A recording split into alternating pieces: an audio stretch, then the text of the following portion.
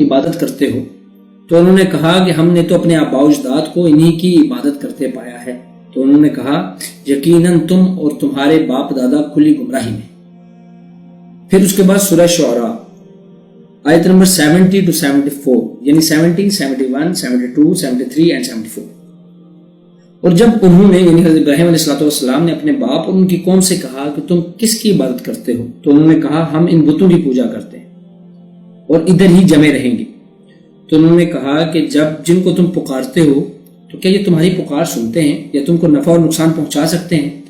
تو کہنے لگتے ہیں کہ کچھ بھی ہو، چاہے یہ میری پکار سنتے ہوں یا نہ سنتے ہوں، ہم کو کوئی نفع دیتے ہوں یا نقصان دیتے ہوں یا نہ دیتے ہوں، ہم نے اپنے آباء و اجداد کو یہی کرتے پایا ہے۔ اپنے آپ کو دماغی طور پر اس چیز کا قائل کر چکے ہیں کہ آپ کتنی ہی حق بات ان کے سامنے کیوں نہ رکھ دیں، یہ لوگ نہیں مانیں گے، کیونکہ یہ لوگ اپنے آباء و اجداد کی پیروی میں اس طرح مگن ہیں کہ ان کو ان کے سوا کچھ صحیح نہیں دکھائی دیتا۔ انر سے اترا تھا نا، اسے آواز آئی تھی نیچے سے، تو اترا تو وہ اندر سے سرکار سے آپ سرکار کہہ رہے تھے پیو پانی ادھر سے، تو ادھر سے پانی نکلنا شروع ہو گیا۔ سرکار کی آوازیں اندر سے آ رہی تھی، آپ نے سنی اپنے کانوں سے؟ سرکار کی آواز آئی ہے نیچے سے پانی پیو، ادھر سے پانی شروع ہو گیا ہے آنا، وہ نیچے سے چشمہ جو ہے پھوٹ گیا۔ جی تو یہ تمام لوگ یہاں پانی پی رہے ہیں؟ جی ہم نے بھی پی ہے۔ تو کوئی آپ کو کوئی شفا یا کوئی سکون محسوس ہوا؟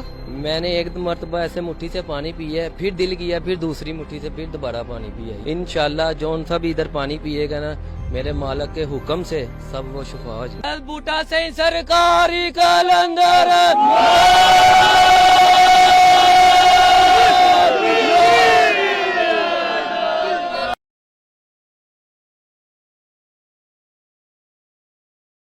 سورہ لقمان آیت نمبر 21 یعنی آیت نمبر 21۔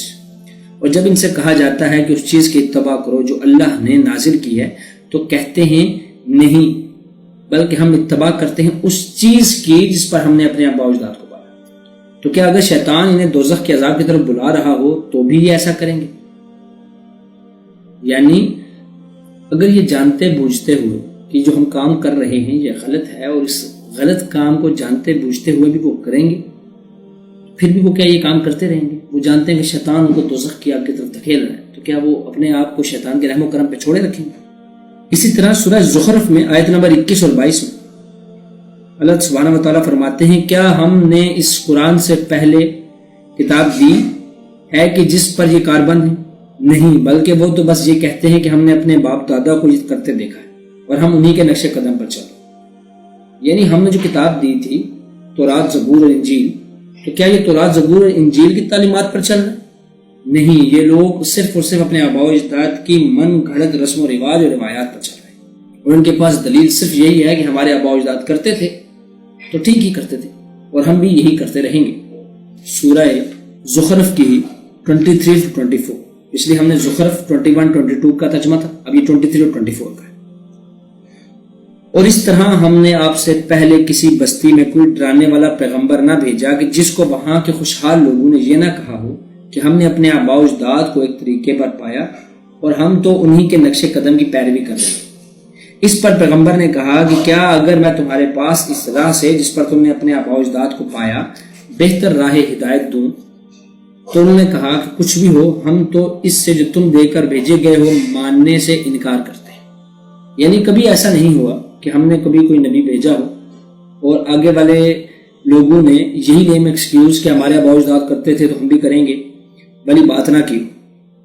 تو اگر آگے سے پیغمبر یہ کہہ دیتا تھا کہ جس راہ پر تم ابھی ہو، اگر میں اس سے بہتر تمہیں راہ پرووائڈ کروں، میسر کروں، تو کیا تم اس راہ پر چلنے کو تیار ہو؟ وہ آگے سے کہتے تھے نہیں، ہم تو صرف اسی پر چلیں گے